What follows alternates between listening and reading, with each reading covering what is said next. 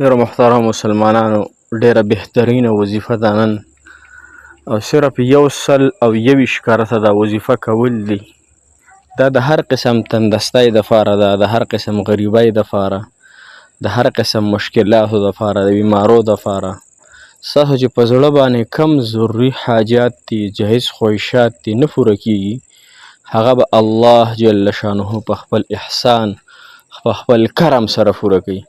ځکه د الله تعالی کریم ذات دی، الله تعالی سخي ذات دی، ټولو خلکو ته ورکړه کوي. الله جل شانه رحمان ذات دی، خو ګوره یو نوم یې پکې قهار هم دی.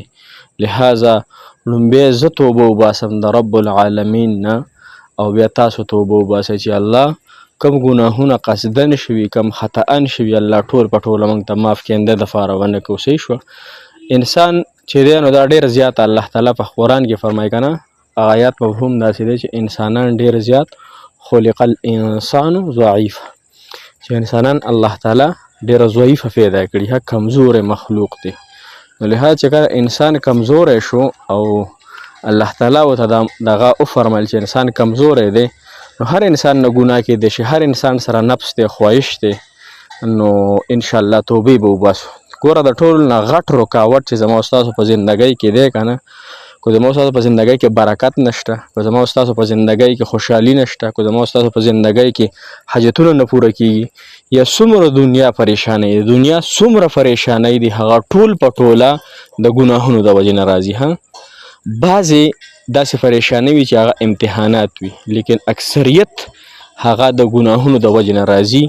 ځکه حدیث مبارک رسول الله مبارک صلی الله علیه وسلم فرمایي چې انسان ته د دنیا څه زخم یا د دنیا څه تکلیف رسي که نه، ګوره رشته نه کېدل د دنیا تکلیف دی، صحیح ده، محبت نه میلاوېدل د دنیا تکلیف دی، قرضونه په انسان باندې راتلل د دنیا تکلیف دی، دغه رنګې کور کې جنګ جګړې، نور څونه مصیبتونه تکلیفونه، دا ټول د دنیا تکلیف دی. نو د انسان ته چې د دنیا څه تکلیف رسي که نه، دا د خپله لاسه رسي. مطلب دا چې د انسان نه داسې ګناه وشي که نه، دی توبه ونه باسي، الله تعالی د ګناهونه هغه نور هم سیوا کېږي، او د انسان بې توبې هم اکثر پکې مړه شي. لهذا د زړه د درد توبه وباسو چې الله څونه ګناهونه شوي، معافي غواړو. الله څونه خلک زموږ د وجې نه ازار شوي دي، الله لومبی د هغې خلکو نه بیا ستا نه معافي غواړو. مالک الله موږ ته معافي وکړي، چې زما کریم الله معاف کول کړي، نو انسان به ولې معافي نه کوي. داسې زنانه زموږ په رشته دارانو کې شته، قسم په الله، قسم مې درته د الله تعالی په ذاتو خوړو، چې هغه کال یو بل سره خبرې نه کوي. ولې زما کریم الله په انسان معاف کوي، موږ بیا نه معاف کوو. صحیح شوه.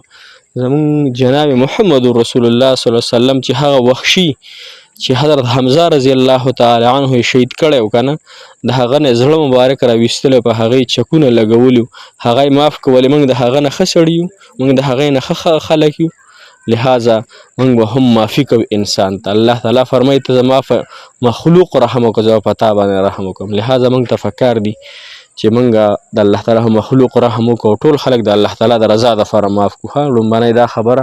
دویمه دا چې ټول په ټوله څومره ګناهونه دي، هغه ټولو ګناهونو نه توبه وباسو په ندامتیا سره او په ژړا سره. هغې نه پس محترم مسلمانانو دا وظیفه تاسو انشاءالله وکئ، او د فرض مونږ نه پسې 121 کرته وکئ. د هر فرض مونږ نه پس کوی کولی شئ، ډېره زیاته بهترینه. د هر فرض مونږ نه پس 121 مرتبه 121 مرتبه. صحیح شو. دا وظیفه تاسو وکئ. او که نه هر فرض مونږ نه پس نه شئ کولی، نو یو ورځ یې وکئ، یو هفته یې وکئ، یو 10 ورځې وکئ، هر څونه وخت یې کوئ انشاءالله وکئ. او اسانه وظیفه ده، ګران پکې هېڅ نشته. د الله جل شانه هغه مبارک نومونه دي کوم چې کریم الله دی، کوم هغه رب محترم چې هغه ډېر د قدرت والا ذات دی، د هغه 4 نومونه دي. تاسو ځان سره نوٹ کئ. صحیح شوی. یا ناصرو، یا عزیزو، یا مغنیو، یا صمدو. د ترتیب سره بیا د الله تعالی نه خپله تمنا او خپله دعا غواړه. خو مخکې وروسته ته 3 فیرې یا 21 کرته درود ابراهیمي وایه. د هغې نفس د هر فرض مونږ نفس 121 کرته دا نومونه وایه. یا ناصرو، یا عزیزو، یا مغنیو، یا صمدو. انشاءالله دا ډېره بهترینه او المون وظیفه ده. خو دې سره یو کار به خامخا تاسو کوئ. یو کار چې دا د محترم مونځ به نه قضا کوئ. په هیڅ قانون، په هیڅ وخت کې مونځ قضا کېده نشته. کوم انسان چې مونځ نه کوي که نه د هغه په زندګۍ کې برکت نه وي. کوم انسان چې مونځ نه کوي د هغه په قبر کې به هم برکت نه وي، د هغه په اولاد کې به هم برکت نه وي، د هغه په زندګو کې به هم برکت نه وي. لهذا 5 وخته مونځ شروع کړه انشاءالله.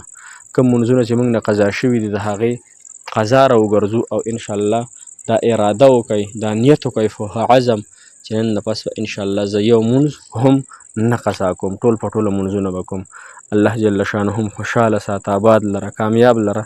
څونه مسافر چې ما اوري، څونه تورسره زنانه، هغه الله تعالی د هغوی ډېرې زیاتې خوشحالۍ